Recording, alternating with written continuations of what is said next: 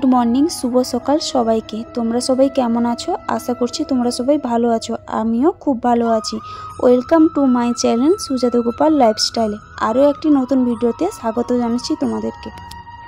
তোমরা যারা যারা আমার ভিডিও দেখছো তাদেরকে এবং তাদের পরিবারকে সবাইকে বলছি নতুন পোশাক, নতুন সাজ, নতুন বছর শুরু আজ। মিষ্টি মন, মিষ্টি হাসি, শুভেচ্ছা জানাই রাশি রাশি। শুভ নববর্ষ সবাইকে। আজকের ভিডিওটা আমি আমার ছোট্ট গোপুসোনাকে দিয়ে শুরু করছি। তাই সকাল সকাল স্নান করে নিয়েছি আর গোপুসোনার জন্য দুটো জামা নিয়ে এসেছিলাম।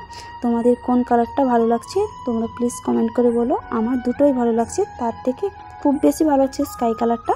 তারপর গোপুসোনাকে তোমাদের নববর্ষটা কেমন কাটলো তোমরা কমেন্ট করে বলো। আর আমি সারাদিন কি করেছি তোমরা এই ভিডিওটা দেখলেই বুঝতে পারবে। আর আমি তো আজকে ভীষণ ভীষণ খুশি। কেন বলো তো? দাঁড়াও আমি বলে দিচ্ছি। আমার এই ছোট্ট ইউটিউব চ্যানেলটিতে আজকে 26,000 সাবস্ক্রাইব কমপ্লিট হয়েছে শুধুমাত্র তোমাদের ভালোবাসার জন্য। তোমরা এইভাবে আমাকে সাপোর্ট করো এবং আমার পাশে থাকো যাতে আমি অনেক দূর এগিয়ে যেতে পারি। আর তোমাদের এই সাপোর্টের জন্য আমাকে দেখে 10 জন মোটিভেশন হয়ে তারাও এগিয়ে যেতে পারবে। এইভাবে তোমরা আমার পাশে থাকো, আমিও কথা দিচ্ছি তোমাদের পাশে থাকবো। আর হ্যাঁ, যারা যারা আমার চ্যানেলটিকে এখনও সাবস্ক্রাইব করোনি তারা যাও এবং আমার চ্যানেলটিকে সাবস্ক্রাইব করে দাও। আর এখন অবধি যারা যারা ইউটিউব চ্যানেল ক্রিয়েট করোনি তারা শুরু করে দাও, কারণ মানুষ পারে না এমন কোনো কাজ নেই। তুমিও চেষ্টা করলে তুমিও পারবে। আর তোমরা যারা যারা আমার রেগুলার ভিডিও দেখো এবং কমেন্ট করো তাদেরকে অসংখ্য ধন্যবাদ। আর যারা যারা খারাপ কমেন্ট করো তাদেরকেও অসংখ্য ধন্যবাদ। দেখো, তোমরা যত খারাপ কমেন্ট করবে ততই আমার মনের মধ্যে ইচ্ছা শক্তি বাড়বে। দেখো, সব ভিডিও সবার ভালো লাগে না, কার খারাপ লাগে কার ভালো লাগে, কারণ সবার পছন্দ তো এক হয় না।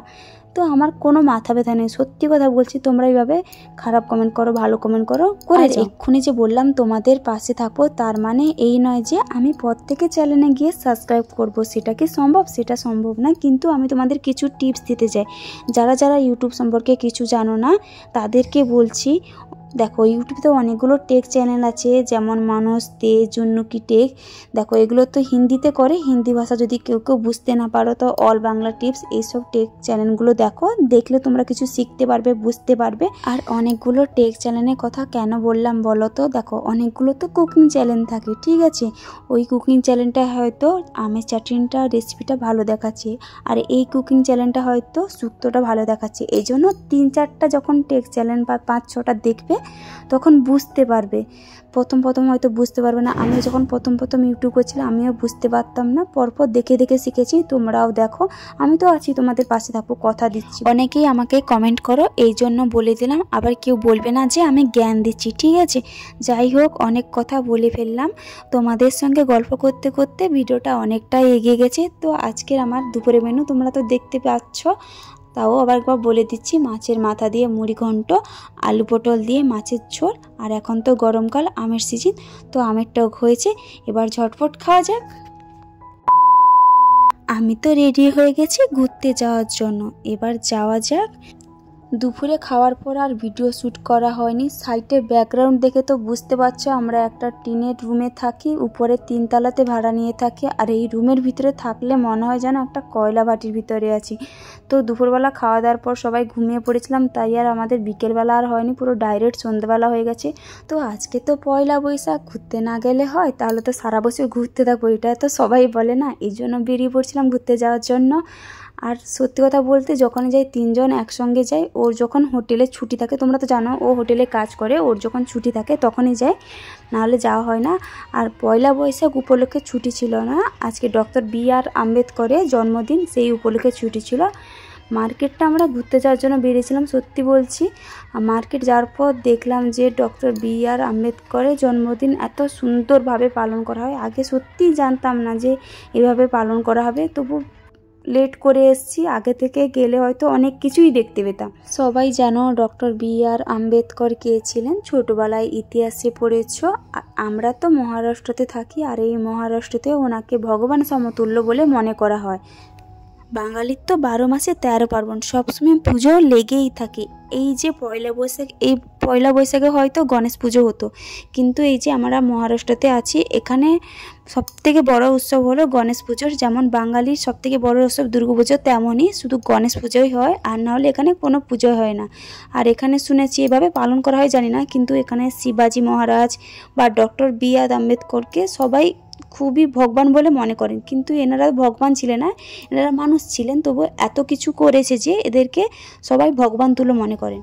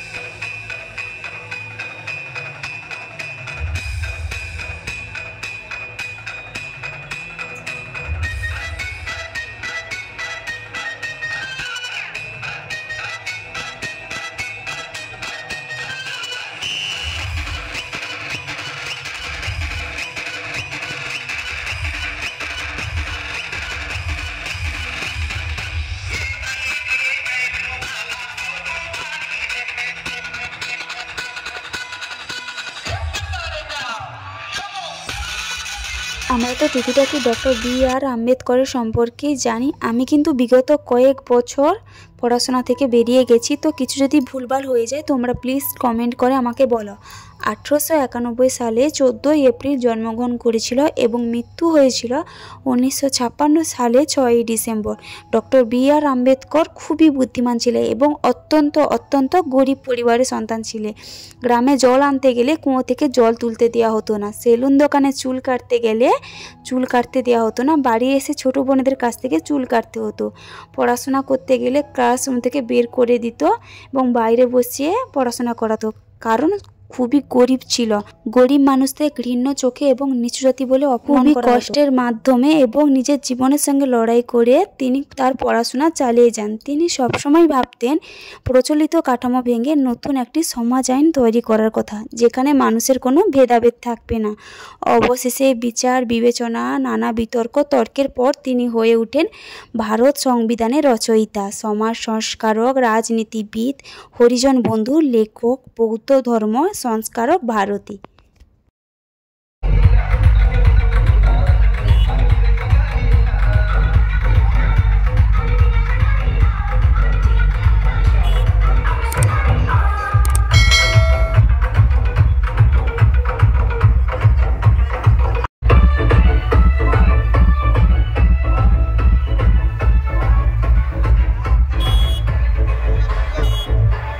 সবার নাচ দেখে আমার সোনামাও কি করবে, সেও নাচতে শুরু করে দিয়েছে। আর এখানটায় এটাই ভালো লাগে যে একদম ছোট থেকে বয়স্ক পর্যন্ত সবাই পার্টিসিপেট করে, সবাই খুব ভালোভাবে আনন্দ করে। আমাদের গ্রামে কি হয় বলো তো, ছেলেরা নাচানাচি করে, মেয়েরা তো একদম নাচানাচি করে না, লজ্জা পায়। এখানটায় এটাই খুব ভালো লাগে। আর এইটা হচ্ছে শিবাজি মহারাজের মূর্তি, পুরো মার্কেটের মাঝখানে এরকম মূর্তি করে প্রতিষ্ঠিত করা আছে। তারপর আমরা চলে গেলাম ফুচকা খাওয়ার জন্য।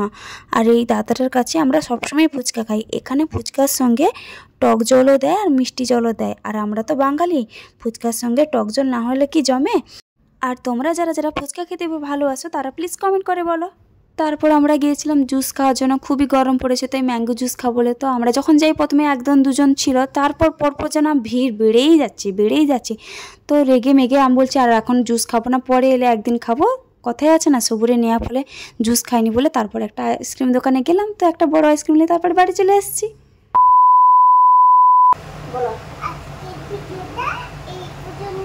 সবাই ভালো থেকো, সুস্থ থাকো, এই কামনাই করি। নতুন বছর সবার ভালোভাবে কাটুক। আর যারা যারা আমার চ্যানেলটিকে এখনো সাবস্ক্রাইব করোনি তারা এক্ষুনি যাও এবং আমার চ্যানেলটিকে সাবস্ক্রাইব করে দাও। দেখা হবে আবার নতুন একটি ভিডিওতে। হরে কৃষ্ণ, রাধে রাধে।